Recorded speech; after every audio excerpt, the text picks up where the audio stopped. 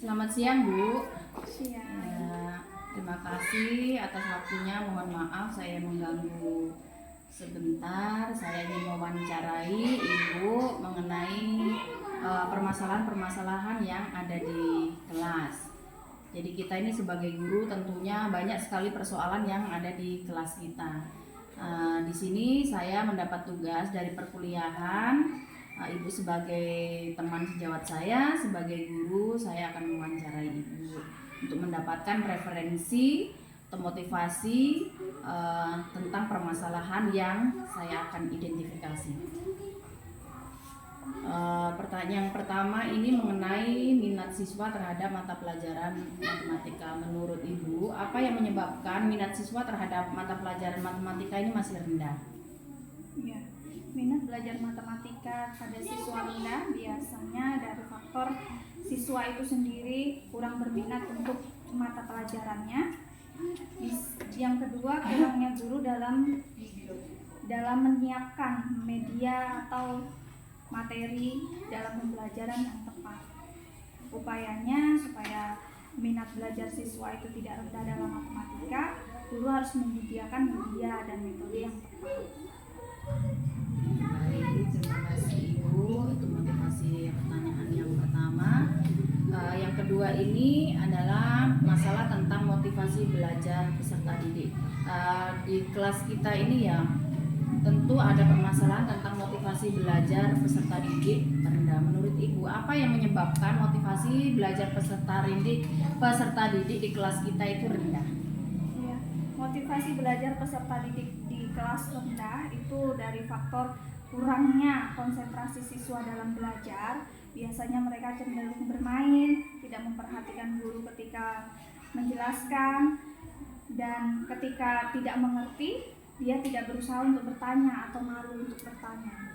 Ya, dari itu upayanya untuk kita memotivasi siswa dalam pembelajaran dengan cara menggunakan media dan metode yang tepat dan merangsang daya belajar siswa tersebut, seperti menciptakan suasana belajar yang nyaman, yang enjoy, yang menarik. Ya, baik. Itu tadi tentang motivasi belajar siswa rendah di kelas. Yang ketiga ini adalah mengenai siswa, terutama di kelas saya itu di kelas 5 ada siswa yang sering tidak masuk sekolah. Kira-kira menurut Ibu itu permasalahan tersebut apa yang menyebabkan siswa tidak masuk sekolah atau sering membolos, sering tidak masuk?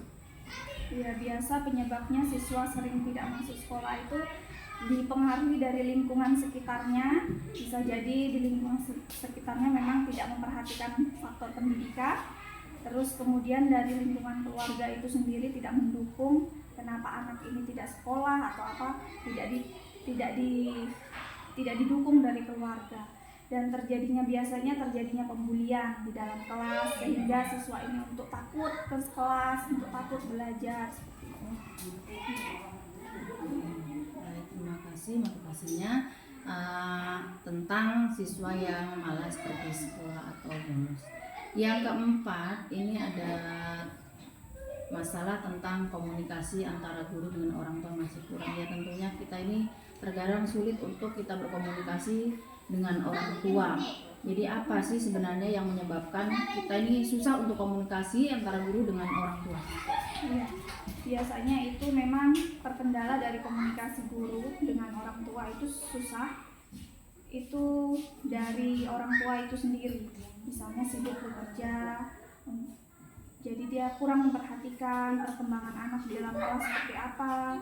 Terus orang tua sendiri kurang memperhatikan pendidikan anak, pencapaian anak di dalam kelas seperti apa. Jadi upayanya guru dan orang tua menjalin komunikasi seperti membuat paguyuban dengan menjalin komunikasi tentang perkembangan anak kelas atau berkomunikasi lewat media sosial. Oke, baik, terima kasih. Kita juga sudah memberikan upaya bagaimana kita bisa meningkatkan hubungan baik dengan orang tua. Yang kelima ini Bu, ada permasalahan siswa itu terkadang cenderung pasif atau tidak aktif dalam mengikuti pembelajaran yang di kelas. Menurut Ibu apa ya yang menyebabkan siswa itu tidak aktif dalam pembelajaran yang ada di kelas?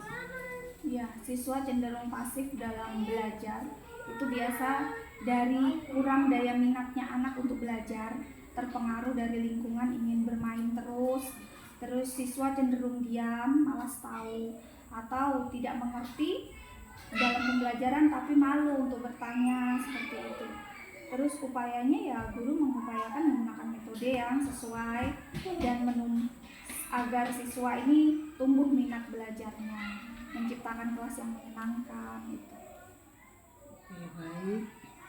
Terima kasih tadi itu tentang siswa yang kurang aktif dalam pembelajaran. Ini yang keenam Bu, ada permasalahan tentang HOT. Jadi di kelas ini kebanyakan kita memang anak-anak susah sekali berpikir atau mengerjakan soal-soal yang berbasis HOT. Jadi di sini rendahnya tingkat berpikir siswa dalam pembelajaran berbasis HOT. Apa yang menyebabkan rendahnya siswa berpikir dalam pembelajaran berbasis HOT? Penyebabnya bisa jadi siswa ini tidak terbiasa dengan soal-soal yang berbasis HOT. Mungkin gurunya jarang memberikan. Terus siswa juga sukar mengerjakan berbasis HOT karena kurang pemahamannya, kurang kemampuannya. Ya, upayanya kita sebagai guru harus sering melatih siswa dalam penerapan soal-soal HOT, dan guru pun harus lebih memahami lagi pembelajaran yang berbasis HOT itu. Oke, baik. Tadi adalah tentang pembelajaran berbasis HOT. Yang ketujuh ini terakhir itu adalah motivasi guru. Ya, kita ini terus terang saja kurangnya motivasi kita sebagai guru dalam penggunaan teknologi dalam kegiatan belajar mengajar di kelas. Apa yang menyebabkan guru ini kok kurang termotivasi dalam penggunaan teknologi yang ada di kelas? Ya. Kurangnya motivasi guru dalam menggunakan teknologi itu biasanya guru malas ribet karena membutuhkan waktu cukup panjang untuk menyediakan semuanya, media semuanya. Terus belum ada kemauan guru itu sendiri, atau guru ini belum mampu untuk mengembangkan dirinya di dalam perkembangan berbasis teknologi tersebut. Jadi upayanya kita sebagai guru, apalagi di era globalisasi ini, kita jangan takut menggunakan teknologi. Kita harus terus mengembangkan diri, terus belajar tentang pengetahuan teknologi agar pembelajaran menjadi inovatif dan menyenangkan di dalam kelas.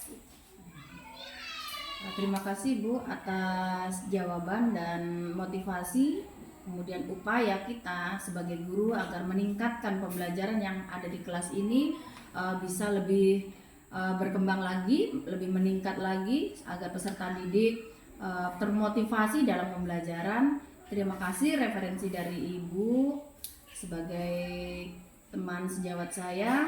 Terima kasih juga sudah memberikan waktunya, meluangkan waktunya, bisa menjawab pertanyaan yang saya berikan. Mudah-mudahan ini nanti bisa menjadikan referensi, kemudian kita sebagai guru bisa meningkat lagi motivasinya kita untuk memberikan ilmu pelajaran yang ada di kelas lagi. Terima kasih Ibu. Sampai